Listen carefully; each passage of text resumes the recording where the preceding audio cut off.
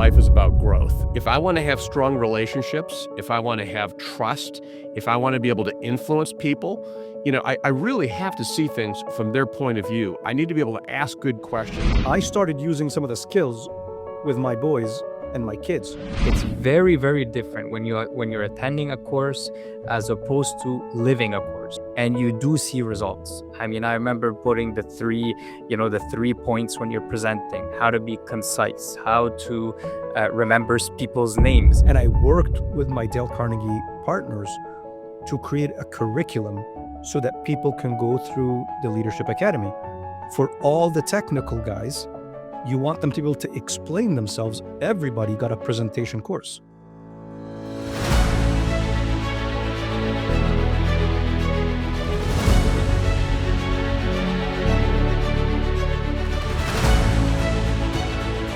Hello, everyone, and welcome back with us to Stars in Our Sky. Every one of our episodes, we try to bring in stars that are among us that shine bright. That's the thing about stars. They're out in the sky, they shine bright, and it doesn't matter where you are in the world, their light reaches you. Today, we've got definitely a star, Joe Hart, the CEO of Dale Carnegie Global. He's with us. Welcome, Joe, with us. Welcome, Joe. Well, great to be with you. Gaby, welcome on the show, man. Awesome to be with you. So, Joe is the president and CEO of Dale Carnegie, a role he's had since 2015. Leading the global organization that develops leaderships and human skills training in more than 80 countries. Actually, throughout the interview and the podcast, you'll get to know that I personally have used him with some of our teams, and the impact is phenomenal.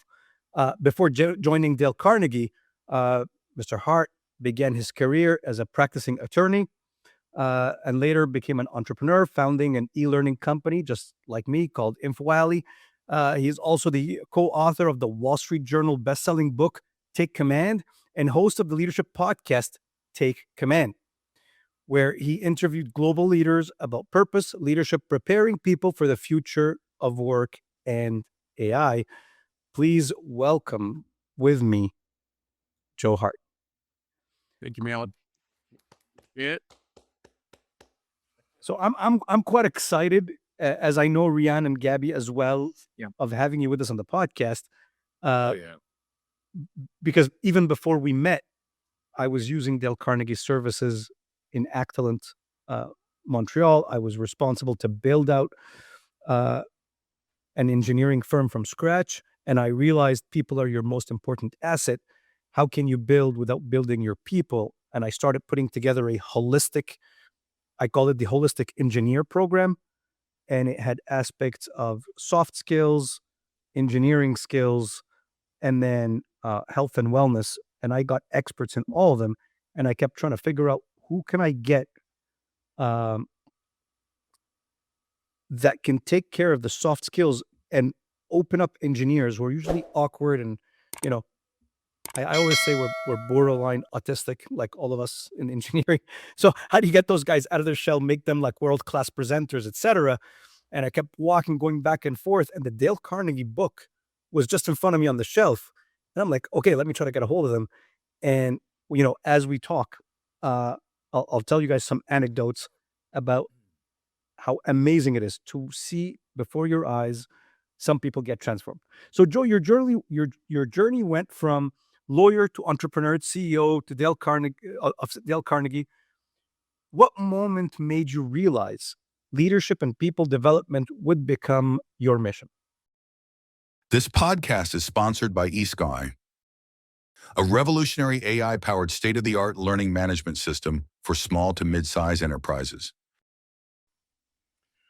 Well, first of all, thank you for having this show. I'm excited to be with you. And you gave us a very kind plug on Dale Carnegie. I'll give you a very kind plug that I love your book. And certainly you talked about us here. And so I'm humbled, honored to be with you today. It's interesting, in your book, you talk a lot about your dad and your mom, and for me, if you can allow me just to digress for a second, or maybe kind of lead up to it, I have I've had two spectacular parents. My father passed away in 2017. My mother still is alive. But, my dad always kind of impressed upon my brother and me that life is about growth. And so really just instilled the idea that you want to be thinking about, how you grow, how you learn, get better, those types of things. He talked about Dale Carnegie when I was a teenager and at that time, as I heard about Dale Carnegie, and he gave me How to Win Friends, and I really didn't like read it, I read it, but it really wasn't until I was a young lawyer that I took the course. And so what had happened was, I'm a young lawyer, and my aspiration in my early 20s was, it was even before that, was go to college, go to law school, get a job at a big firm, get in the partner track, make a bunch of money, and live your life. And that's really what I was intending to do. And then I joined this great firm in Detroit, Michigan, near where I was from. And, I was on a partner track, and I took a Dale Carnegie course. And, I took that course because I really, the whole mindset of growth, and to your point about leadership. And there were two things in that program that were really defining moments for me and changed the entire course of my life. One was in, one of, I think the first session we talked about what's your vision, and it really challenged me on the fact that I was maybe a successful lawyer and doing well financially, and at the same time wasn't super happy. And I started to think to myself, do I really want to see, the next 4 decades of my life is doing this? Not that there's anything wrong with being a lawyer. It's just I felt like maybe I was called to do something different. And, as you mentioned, ultimately I started an e-learning company after going into business. But the other part of it was just around the interpersonal skills, because I think as a young lawyer, I can't speak for all young lawyers, but certainly I had a little bit more arrogance than I deserved. And, was very prickly in dealing with people, very like this. And when I took the Dale Carnegie course, we learned about the Dale Carnegie principles and how to treat people with respect and appreciation and listening and letting that, and I started to practice those principles, and it started to change who I was. So when I ultimately left the law, I went into a publicly traded company. I grew very quickly in that company. It was promoted twice in 2 years, and part of it was because I'd gotten these skills that really helped me. You were talking about the engineers. It's probably all of us can benefit from The little golden book, right? That little golden book that Yes. comes with every Dale Carnegie. That's it. This That's is it. the one right here. I walked around with that when I took the course. I walked around with it for the first year in my back pocket. I took it with me everywhere because it's a good refresher. So I fully understand what you're saying about those principles. They're almost like foundational to the building block. Sorry to cut you off. Yeah, no, yeah, that's good, completely. And we often say, these principles, they're common knowledge, but they're not common practice. And so what I started to do was I started to practice them every day. So if the first principle, which is don't criticize, condemn, and complain, it's like, boy, that's a tough one. Especially, I'm a father. I've got 6 children, and God bless. growing up. Yeah, thank you. That was a tough one. It's still a tough one, just in general. It's like our tendency is often to criticize or complain. If I started to practice that and practice giving honest and sincere appreciation, I might think to myself, who have I not really given appreciation to that I should? And I would go to someone that day. I'd be intentional, like you talk about in your book about being purposeful. I'd be intentional about, really saying, Gaby, I just really want to thank you for, and then going into it, So the Dale Carnegie course changed my life. I ultimately started an e-learning company, like you have an e-learning company. I started mine in 2000, and it was right after the internet bubble burst. And, we launched our first product right around 9/11.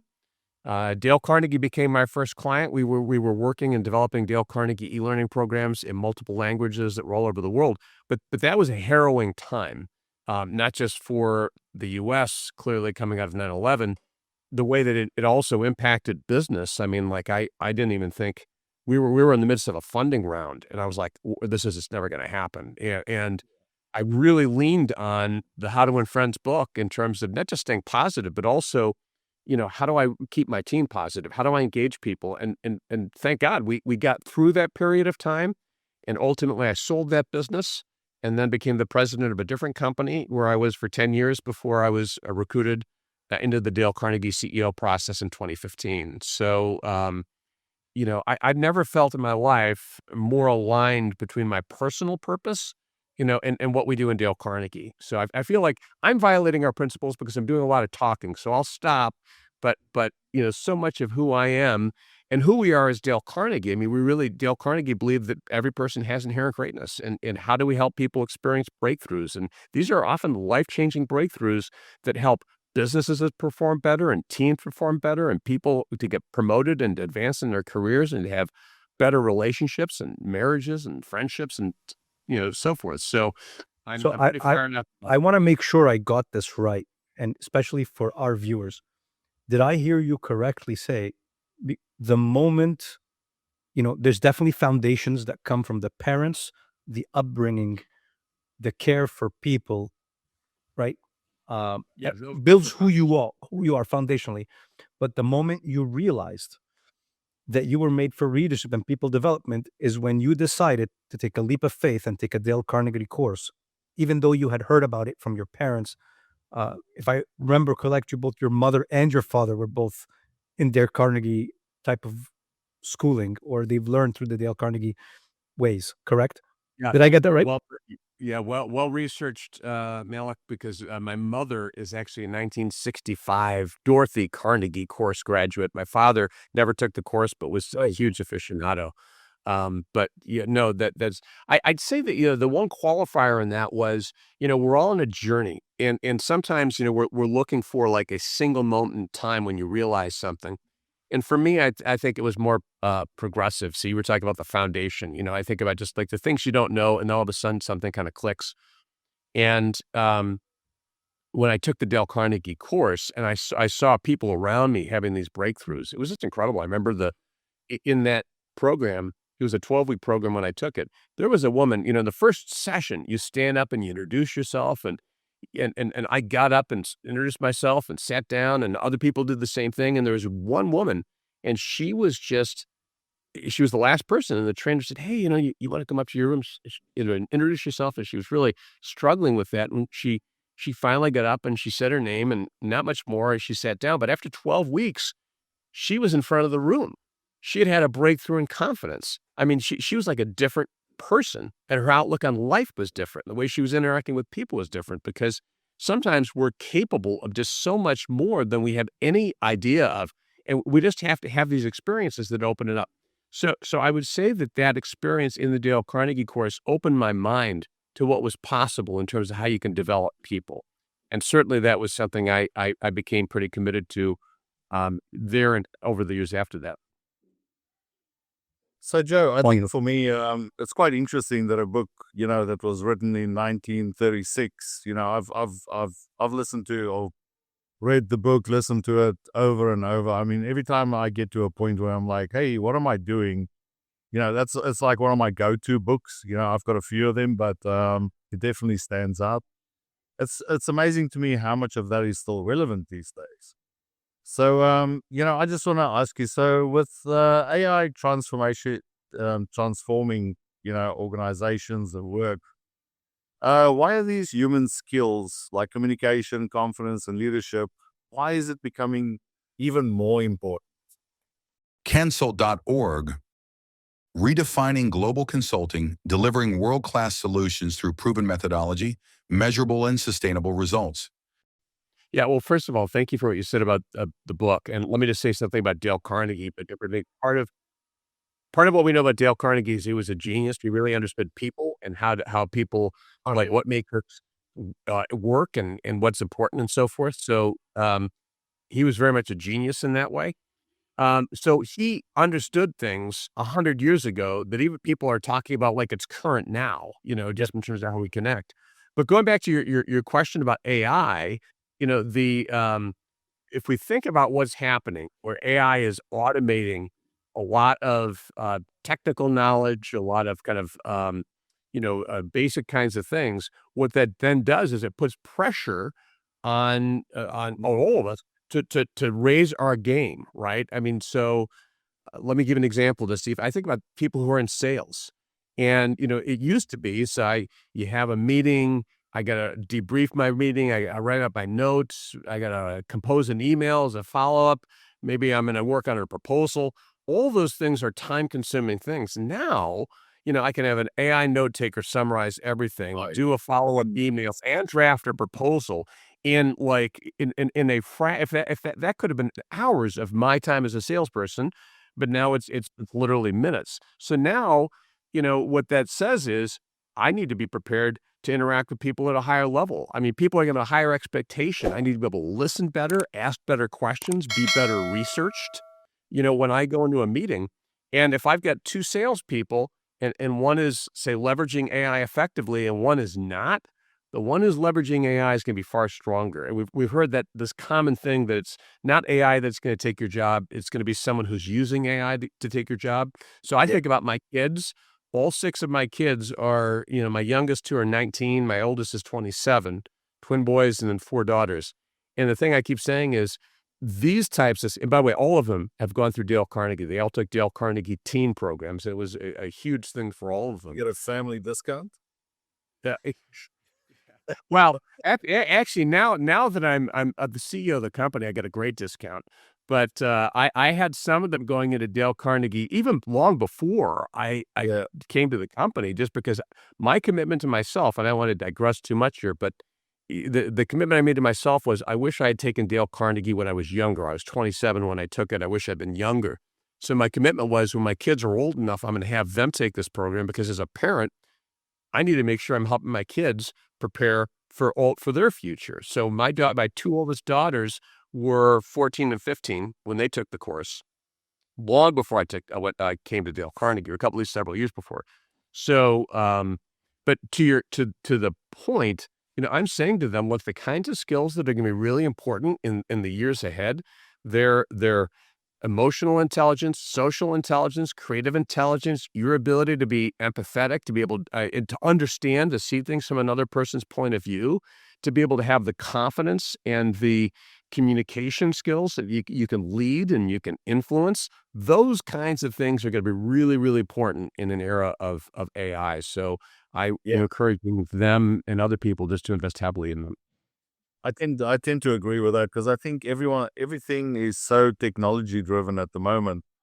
I just think that the humanistic side of things are now getting elevated, and it's getting amplified, because at the end of the day, we all playing off the same platform, but it's more going to be the people that understand, like you say, the empathy part of it, the good leaders, the people that bring people along for the ride. I think that's going to be very important. So in your perspective, looking at the next 10 years, what leadership skill do you think will separate the good leaders from the average leaders? I think the answer ties a little bit even to the point you just made, Riaan, which is, we have a 30 Dale Carnegie principles from How to Win Friends and Influence People, 30 from How to Stop Worrying and Start Living. And people will ask me sometimes, what's your favorite principle? Which is hard because they're all great principles. Yeah. But the one I think that's really, really important, especially today, is number 17, which is to try honestly to see things from another person's point of view. Because and so much ties to that. If I want to have strong relationships, if I want to have trust, if I want to be able to influence people, I really have to see things from their point of view. I need to be able to ask good questions. So I need to understand, Riaan, if you and I are working together, like, what's important to you? Why are you here? What's your vision for yourself? And how do I help make sure that your vision is aligned to what we're doing, so that you're going to be engaged here? I can bring out the best in you. I can support you, but so much of that starts with just trying to see things from another person's point of view.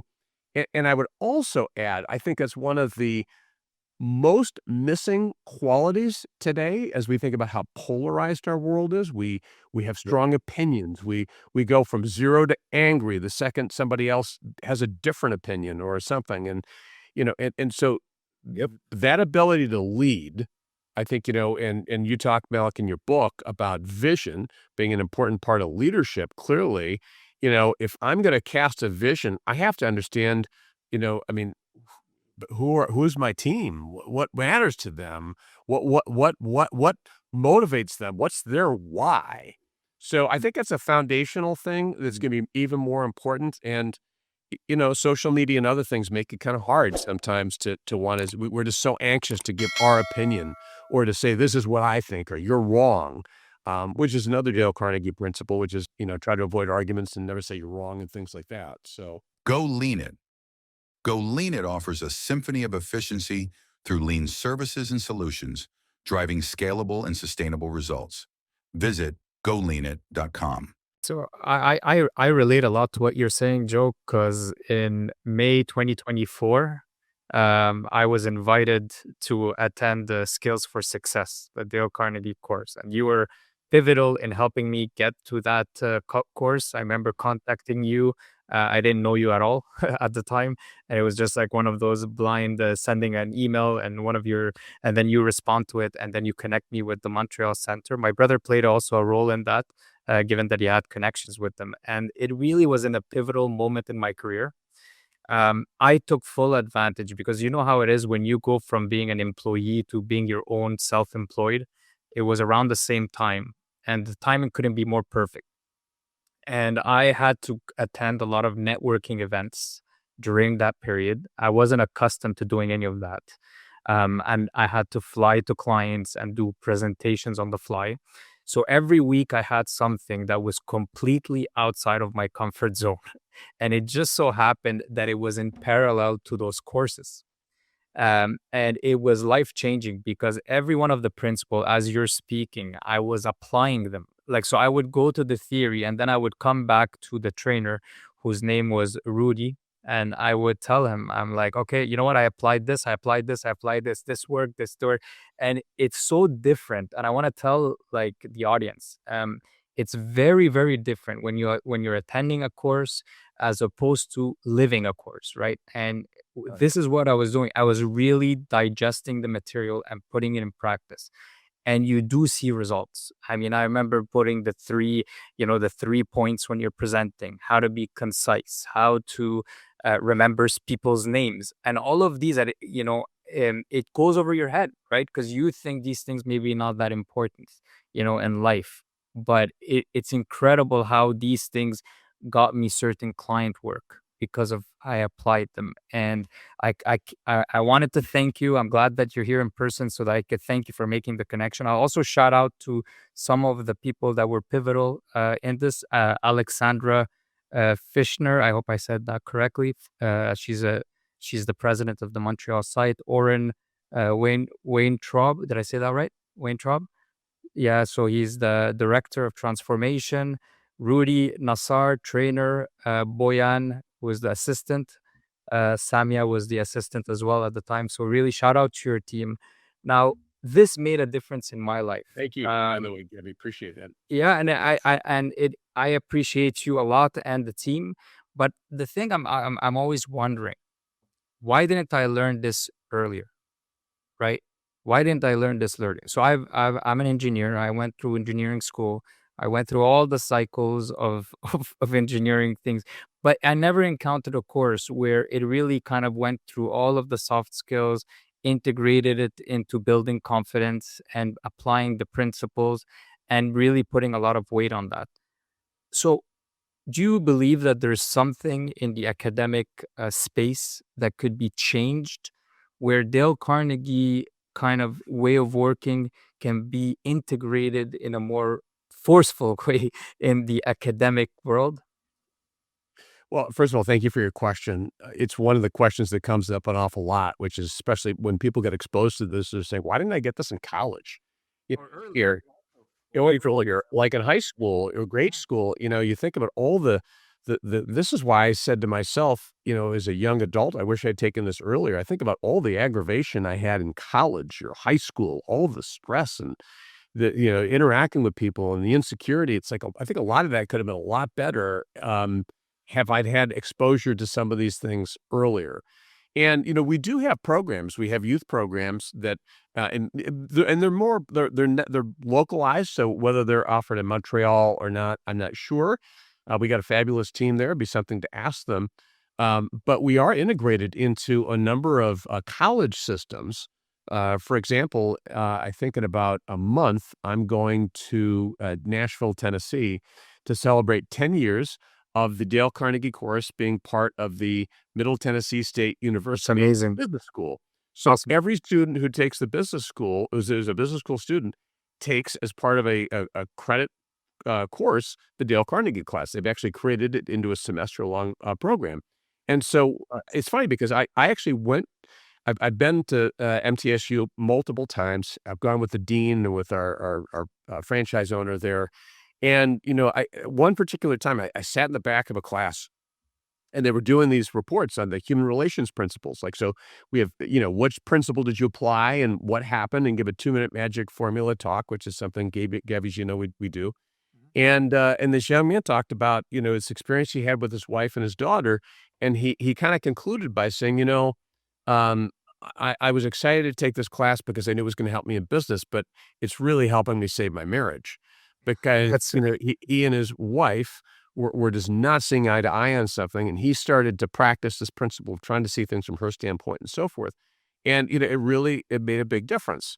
So to your point, it would be great. And certainly we would love to do that. And anyone who'd like to do this, please contact me or someone at Dale Carnegie, because we find that sometimes colleges they feel like, hey, we're here to do technical skills.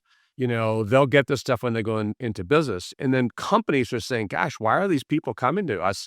And they're not prepared to be in our company. They don't know how, they don't have the interpersonal skills, the communication skills, the context, and so forth. So would love to work with you if you have any suggestions about how to make that happen. Absolutely. This podcast is sponsored by e-sky, a revolutionary AI-powered state-of-the-art learning management system for small to mid-size enterprises. I mean, my postgraduate was an executive MBA at the John Molson School of Business. I had the same question in my heart. I was actually just shy to ask it. I'm like, how come I didn't learn that, at an executive program? And, I'd love to help if I can make the connections with the JMSB. Now, I'd like to tell our audience one thing. We are not sponsored by Dale Carnegie because it sounds so much like it. We're not paid for marketing. We actually genuinely have had personal experiences with Dale Carnegie, and just fortune, God, the world has aligned it so that we got aligned with Joe separately, each one of us, and just the stars have aligned for us to be on this podcast. So I'm just happy that it's working out. Because, I had completely forgot about this when I took the course with Warren Weintraub, and he came to us and we did skills for success. I started using some of the skills with my boys and my kids. And I loved the whole, you say 2 positive reinforcements and 1 thing to work on. And I realized I got a lot more traction in our conversations. So I'd constantly say, well, how did your hockey game go? Name me 2 things you liked about what you did and 1 thing you want to work on. And I thought that worked quite well.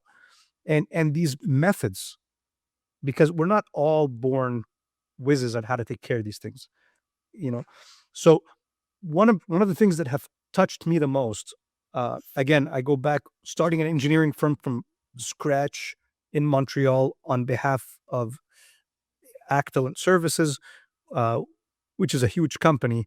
And we've had people come from all over the world.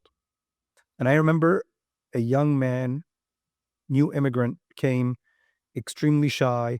I literally remember him every time I'd walk by the cafeteria, his face was down and he'd eat like this. He didn't speak to anyone.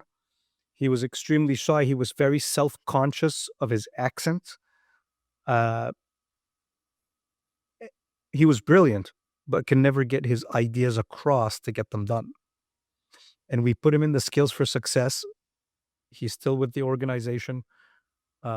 He speaks all the time right now. And I'm happy to see him coming out of his shell. To me, that's a good story of success, seeing the transformation of someone. Is there a type of breakthrough that you most love seeing in people like that you can't forget? It's kind of like tattooed on you? 100%. Yeah. And thank you for sharing that. It really is around confidence. And, again, people we all have different levels of confidence. What is true is that we are often our own worst enemy. So many things we create in our minds. I couldn't do this, or people think this, or whatnot. So this man you're talking about had within him just this amazing potential. He just had to kind of figure out to have the courage to try and to see what he really could do. And now he's a different person. I'll share with you that in 2019, I became a Dale Carnegie trainer. I decided I actually wanted to become a trainer, which is a really big deal because, some training companies, you can become a trainer in a weekend, you take a program and so forth, but it would take a couple of a hours. couple of years. What's that? Some of them you can do it in a couple of hours, mate. Yeah, I mean, they're like, oh, it's all about the content or whatever. But for us, the methodology so that you could be in the moment with someone and understand where they are, what's their vision for themselves, and can you see something in someone that they don't see in themselves, and can you help bring that to the surface? That's hard to do. And, so I became a trainer. I went through the oldest certification. It was very lengthy and challenging. Cancel.org, redefining global consulting, delivering world-class solutions through proven methodology, measurable and sustainable results. And I remember in particular a course that I taught. Actually, this was in Atlanta a few years ago. And a young woman came up to me after the course, and she was literally in tears. And for her issue, the thing she was carrying around, and we don't realize what people are carrying around, but for her, it was I felt like my voice didn't matter. If she's in a meeting, she's afraid to speak up. She's sitting in a conference room, she's sitting in the back part of the room where no one's going to see her or whatnot. And she's like, I realized through taking this course, that my voice does matter, and I do need to speak up. I need to be true to myself. And it's just like sometimes that epiphany, that breakthrough, that kind of defining moment is so huge. To be on the receiving end, like as the person and it's not the trainer, so it's not like me, it's the trainer, any Dale Carnegie trainer who knows how to really engage people and is combined with this brilliance of Dale Carnegie, the content. We see these like miracles in the classroom. We see companies where you've got two people on the same team and they will not talk to each other. They won't work together. You put them in a program together, which can often be challenging, but by the time they're done, they're working together. That's a whole different environment for that company and for that team, because everyone knows when two people are like this, and it affects everything. It creates friction. It slows results. So those kinds of things are just really powerful to me, and I'm always in awe, because even though like I've seen it and I've experienced it, I've been the receiving end of it. It's just powerful and humbling at the same time. So speaking of breakthrough, you all know, have you heard of Warren Buffett? Yeah, he's just arguably one of the most successful people that ever walked on the face of this planet, right? And you would never think that this person actually struggled at some point with speaking in front of people. And I quote, like, there's a quote of him saying the $100 Dale Carnegie public speaking course he took at the age of 20 was the most important degree of his life because it helped him overcome the fear of public speaking. And this is exactly, it echoes what you're saying. I mean, I because I obviously, like probably like many other people, I listen to his shareholder meetings, and you see he's witty, the way he explains stories. And it's only when I found this out that I kind of started realizing that his way of speaking is very connected to some of the Dale Carnegie techniques of speaking, right? And his way of captivating people without really being overly performing or overly, emotional. He responds in a very good way and captivates the different audience. So, how amazing is that you have like an example like Warren Buffett, and do you have other examples of people like that had an impact like this on society and the world that went through this program? Go Lean It. Go Lean It offers a symphony of efficiency through lean services and solutions, driving scalable and sustainable results. Visit goleanit.com. Yeah, so thank you. And here's a challenge I'll throw down to your audience. If they Google when they're done with this podcast, Just Google, type in Dale Carnegie, Warren Buffett, and then you can watch a video of him talking in his own voice, explaining that, like, before he took a Dale Carnegie course, he couldn't stand up in front. He'd be sick to his stomach and so forth. So, it was transformative. But but what's also true is many people say, "Look, I don't have a problem public speaking." It's not necessarily just about that. It might be, what's the quality of my relationships? Yeah, am I confident in the situations I need to be in? Do I know how to lead? Am I leading because I'm just telling someone what to do and I'm frustrated with the results, or I'm a young or a senior leader and I'm not. So there's different reasons people take the Dale Carnegie course. And another one is even stress and worry, which we focus on from How to Stop Worrying and Start Living. So many people right now are just burdened with stress, lots of anxiety. Look at all the things happening in the world and so forth.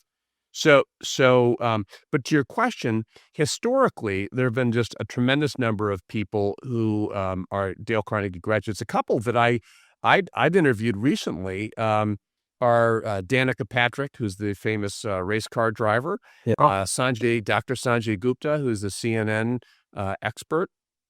We've got a lot of other people who've been influenced greatly by Dale Carnegie. I think about Alan Mulally, who was the very first guest on my podcast, CEO of Ford and Boeing. And, I talked to Alan about a month ago, and he's sitting in the book right above his head, right here, is How to Win Friends and Influence People. The celebrity chef, Guy Fieri, basically talks about how he was at a point in his career where it was okay. And then he took 2 weeks off and he really he focused on how to win friends and influence people. And after that, it changed. You can listen to the podcast of him talking about, he became a different manager. He went from being a difficult person to being a very effective manager of people, so that he was promoted. He had 5-minute restaurants he was managing and so forth. So there are a lot of famous people who've taken the Dale Carnegie course or been influenced by Dale Carnegie's writings. I'll just tell you that wherever I go, I travel all over the world, and I'm greeted by people who are saying, "Oh, I took your course and it did this for me," or "I read How to Win Friends," and so forth. So, yeah. Sorry, you got my buddy here. Yeah, what type of dog is that, mate? He's a German Shepherd Husky. He is a 100-pound big boy that we took in a few years ago from he was in a bad situation, and I became aware of him, and my wife said, "If you take him, he's yours." So, he's this is you guys are using this. If I had my screen behind me here, my Zoom screen, Yes. he gets to be anonymous. No, it's good. We get people to get to know you for who you are, and some of the family members, like, the dog that just walked from behind. So Joe, spell hi together. Joe, I've got a question, just off the cuff. Is there any popular beliefs or any advice that you hear people giving to other people, like prospective leaders coming up, that they just should not be saying? Things that people say that they shouldn't be saying? Yeah, you get it. I mean, we work a lot with upcoming leaders, people that are good operators, then they become team leaders, then they become, let's say a supervisor or whatever. But, they might be a good operator, but it doesn't mean they're going to be a good leader. And then, usually they get a mentor or someone that helps them. What, in your experience, have you heard people say to these upcoming guys or people, that just should not be said? Well, I think there's a lot of things that shouldn't be said. So let me just offer maybe a response, Riaan, in this way, which is, because we see this, right? So someone is an individual. They're an individual contributor. They're a star. They're the star. Yeah. Whatever they're doing, salesperson, accountant, lawyer, whatever. And now all of a sudden they are promoted and now they're managing other people. Yes. And the first thing is, the first mistake is, if we promote people without supporting them, I mean, shame on us, because we may have just lost one of the highest potential people we could possibly have. So the best companies will look and say, okay, Riaan, you're a phenomenal individual contributor. Now we want to make sure we help you transition and support you to be one of our great leaders. And just even having that affirmation from the company is really important. And we're going to invest, and we're going to put you in this program, or we're going to mentor you, we're going to have whatever it would be. But I think the biggest pitfall that people fall into is, they don't know how to lead, so they think that all I have to do is just tell people to do things, or I have to be a tough leader. If they're not doing it, I need to, kind of beat people down or whatnot. Or they think that maybe I need to lead by intimidation. The carrot or the stick. What's that? The carrot or the stick, kind of. Yeah, or they feel like I have to have all the answers. I'm the boss, right? And what I've seen in great leaders, in certainly in each of you gentlemen, I know you share this quality, is there's a humility in leadership that's important, which is to say, look, I don't have all the answers. I'm not going to have all the answers. So my definition of leadership is, leaders are people who bring out the best in other people, so that you can create leaders who will achieve great results together, right? So with that person, it's like, how do we mentor that person? But my job as a leader is to help you become a better leader. It's to support you. It's not to have all the answers. It's not to, and maybe to ask you to listen. Riaan, it's like, but what's your, like, hey, with the situation, what do you think we should do? So I might answer your question that way. If you said, I tend to agree with you. I think, sorry, I think there's way too many leaders out there that think that they should be, the book of knowledge, that they think that they should know everything.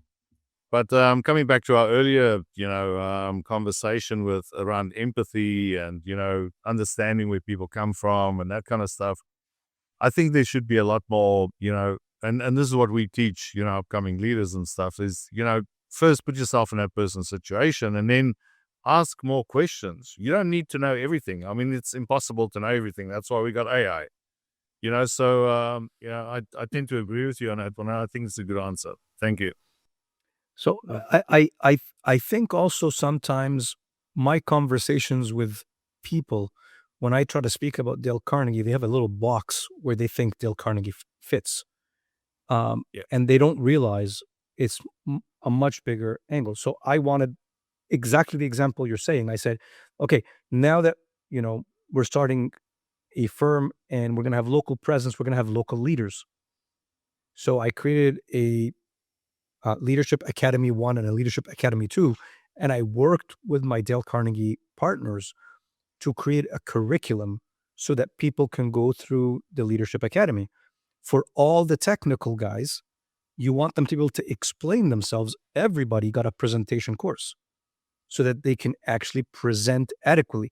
And it was how to take complex matters and explain them well.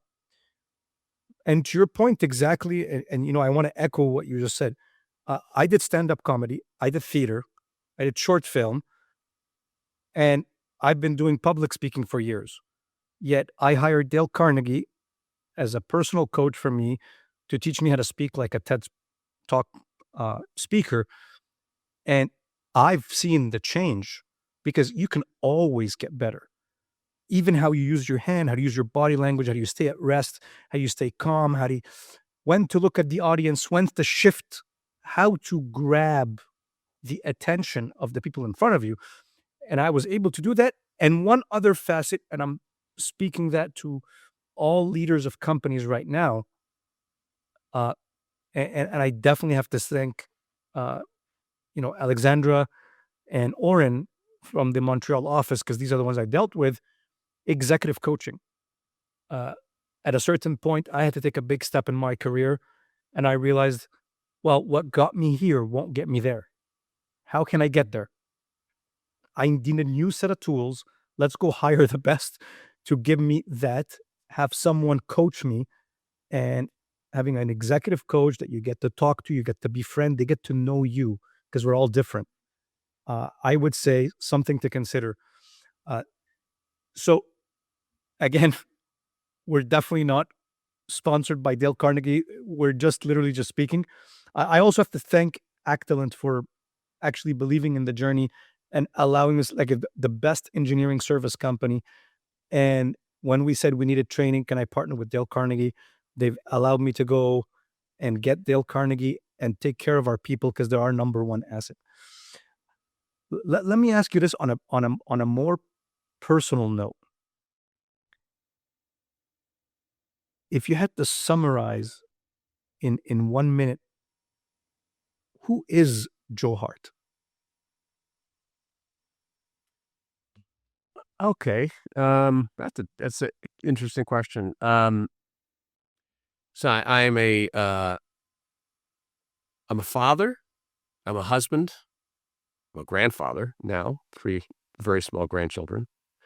I aspire to be a leader who brings the best out in other people. I'm a Christian man. My faith is very important to me. I'm someone who just really cares deeply about other people and the world and the impact that I'm having, and I try to bring my best every day.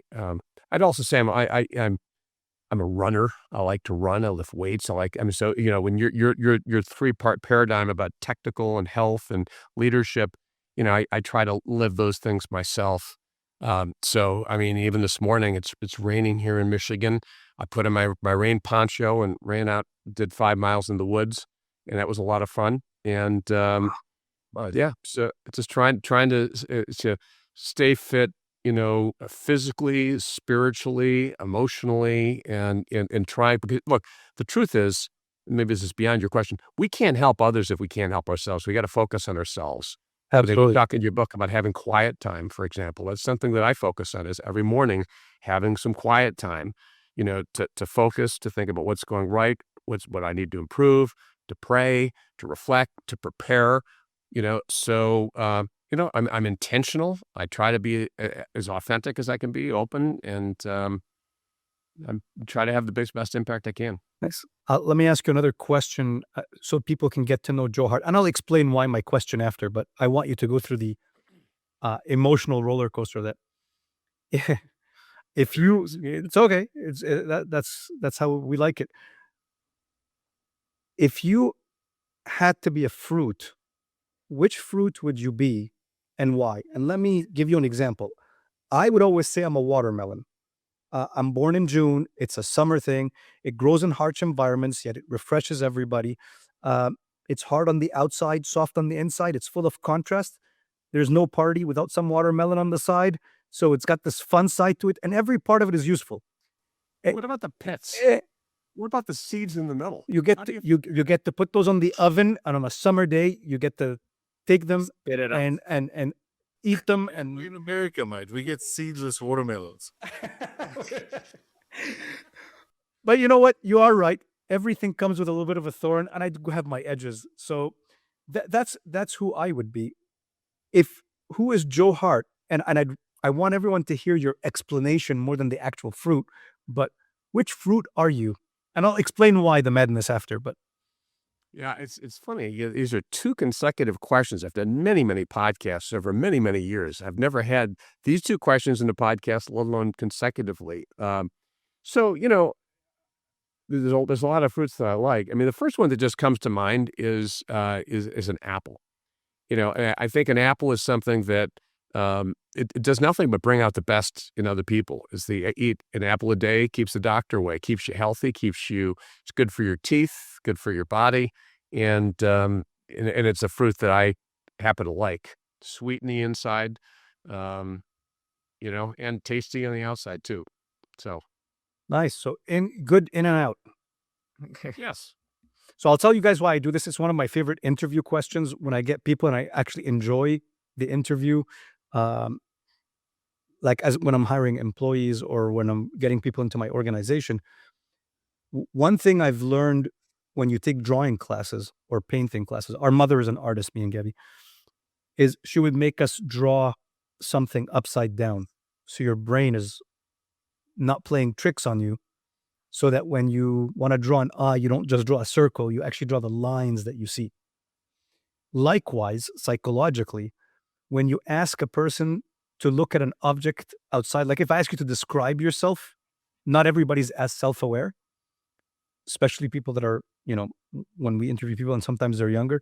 But if I ask them to describe an object, then it's much easier to look from the outside, and the first thoughts psychologically that comes are the first thing that surface in their head, where they see themselves, the visualization of themselves. So that's Gaby, do you want to take us home with some fun closing? Let's do a quick fun closing game. So Joe. And the last two questions, I can't imagine what's coming with this closing. No, this is gonna be very simple. You're very, very relatable. Look, you're definitely a gentleman that travels across the world, and you're constantly on the go. So and you, it's important to have the right things with you, and I'm sure you have your pickiness on what are the things that you want to have in your bag or so on. So if you had to like choose some items that you must have, let's start with the first thing: snack. What's a snack that you have to have in your trip, or at least in most of your trip? So the snack I like is it's a protein bar. It's a kind protein bar. I love Those are those. the kind of protein bars I like. The other thing I think that I wouldn't call it a snack, but if you said to me, what do I mean, the one thing I drink a lot of is green tea. And All right. I've really started to like loose leaf Japanese sencha green tea. Awesome. So when I travel, I have a portable little thing that heats up the water. It boils the water, and I bring my loose leaf filter, and I bring my tea and a little measuring thing, so that every morning I'm starting my day with that loose leaf tea. So those are two things that I bring on tours. What about one piece of technology you can't live without? Well, clearly my phone. I can't imagine. Yeah. Other than that, I say my phone, my Apple Watch. I wear this constantly. I'm often just very metric driven in terms of the numbers and where things are headed and so forth, and trying to hit my calorie target and exercise target and that type of thing. Awesome. One music artist or playlist that gets you energized. So I have a couple on Spotify. I'm a child of the 80s, so lots of 80s music. Like yesterday, I was working out. I was at this gym. I work at the gym called F45, and they were playing an 80s playlist, and everything was on my playlist. Sorry. But I like Christian music, and I have a playlist built around a singer named Matt Maher, Maher, which I like. So Is your playlist public if people wanted to follow it? I don't know. I think actually I do have a running playlist called I called it Take Command. Take Command Run is my running podcast. I mean my running playlist. Take Command Run. Awesome. Take note of that. Yeah. And the last That's a mix of different things. It's got all kinds of things. So nice. And the last one is one leadership book that you would carry around. Well, I mean, the obvious one is How to Win Friends and Influence People. I mean, that's the most important book. I mean, it doesn't have to be a leadership. It could be any book. What book would? Well, I do have Malak's book right here. That's a good. Thank you. So that's trying to think about I have I'm drawing a blank right now. Let me just kind of think about. I'm not sure what I would say to that. I mean, I read books. I've got a bookshelf full of things over here, and I could tell you, I'm reading right now The Hard Thing About Hard Things, that's my current book that I'm reading. So, do you have a movie that you watch over and over, like one that you can watch over and over? I know me and Malak's movie that's. Yeah, there you go. Yeah, there's a number of movies that I like action movies. Yeah. So, Gladiator is one. You got ours. That's the family favorite. We can watch it every year. The Matrix is a good one, and I like the one that I'm not proud of really liking is John Wick. I like the John Wick movies. I always say it because they're just so gratuitously violent, but the storyline is just really pretty cool. Cool, awesome, thank you. Well, Thank you very much for making the time to come. We're glad to get to know you better, and hopefully our audience get to know you better. I'm saying this without being asked to say it, but if you're a leader running an organization, running a department, running a company, starting your own company, or if you're young and you want to start a journey on the right foot, look for your local Dale Carnegie institution, your local Dale Carnegie practice. It might just change your life, change your department, and make your people flourish. Joe, thank you so much for being on. Honestly, this was a great pleasure, and I'm so happy we got to do this. Thank you, too. It's Awesome. a pleasure of ours. Thank you. Thank you.